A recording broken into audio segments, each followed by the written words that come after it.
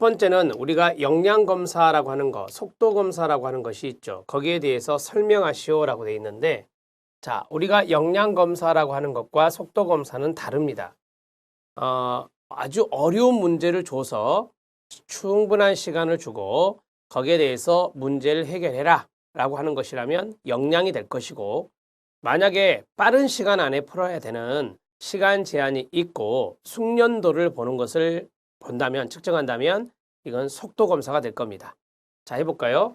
역량검사는 시간을 아무리 많이 주어도 능력이 없는 사람 은으로 고쳐야 되겠죠? 사람은 풀 수 없는, 여기가 중요한 거예요. 어려운 문제들을 제시하고 시간을 제한하지 않거나 시간을 충분히 주어서 문제 해결력을 측정하려는 검사입니다.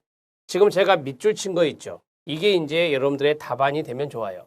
역량 검사는 어려운 문제들을 제시하고 시간을 제한하지 않거나 시간을 충분히 주어서 문제 해결력을 측정하는 검사이다. 이런 식으로 정리하시면 된다 이 말이죠. 속도 검사입니다. 속도 검사는 우리가 극대 수행 검사라고도 하며 일반적으로 인지적 검사라든지 능력 검사라고도 합니다. 극대 수행 검사가 바로 인지 검사와 능력 검사 또는 성능 검사라고도 하잖아요. 성능 검사라고도 해요. 자, 여기에서 중요한 것은 바로 제가 지금부터 밑줄 치는 거죠. 일정한 시간이 주어지고 그 주어진 시간 내에 피검사자가 자신의 능력을 최대한 발휘해서 반응하도록 만들어진 검사입니다. 여기에서 피검사자가 자신의 능력을 최대한 발휘한다라는 말이 있습니다. 그래서 우리가 능력검사도 여기에 들어간다라고 했었죠. 네, 여기서부터 마지막까지 만들어진 검사이다. 이렇게 정리하시면 됩니다. 자, 이거 속도검사는 숙련도를 측정하는 것이다 라고 보시면 돼요. 숙련도를 측정한다 라고 보시면 되고, 자, 이 역량검사는 문제 해결력을 측정하는 겁니다. 문제 해결 능력, 문제 해결력을 측정하는 것이 바로 역량검사다. 이렇게 보시면 되겠습니다. 2번은 예전에 나왔던 겁니다. 역량검사와 속도검사는 출제가 됐던 것이고 개념만 잘 잡아주시면 되겠습니다. 자, 다음으로 4번 문제 알아보도록 하겠습니다. 4번 문제는 일반 직업 적성 검사, 우리가 이제 GATB라고 하는 일반 직업 적성 검사가 있습니다. General Aptitude Test Battery라고 해서 GATB, 미국에서 개발된 것이죠. 이 도구의 하위 검사 3가지를 쓰시오라고 했습니다. 우리가 이제 GATB를 좀 분석해 보면 적성은 9가지가 나오죠. 적성은 9가지가 나옵니다. 적성은 9가지가 산출이 되고요. 지금 여기 문제에서 적성이 아니라 하위 검사라고 했어요. 하위 검사는 모두 15가지가 있습니다.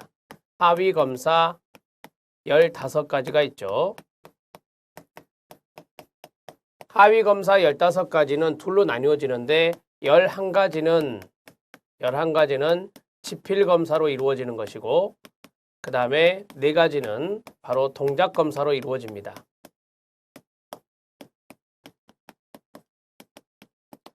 우리나라 고용노동부에서 이제 한국에서 개발한 것에 의하면 여기 있는 4가지 동작 검사가 없다고 배우셨죠? 네, 4가지 동작 검사 한국에는 한국 개발 검사에는 없다. 검사에는 지필 검사만 있죠. 없음, 이런 것도 팁으로 좀 말씀을 드릴게요. 자, 문제를 다시 집중해 주면 하위 검사 3가지를 쓰시오라고 했습니다. 그래서 일반 적성 검사에서 하위 검사 15가지가 있는데 여기에서 여러분들이 이제 3가지를 골라 쓰시면 되는 것입니다. 첫 번째가 기구 대조 검사가 있습니다. 왼쪽에 제시된 간단한 공구의 도형을 보고 오른쪽에 4가지 도형 중에 왼쪽의 도형과 동일한 것을 찾아내는 겁니다.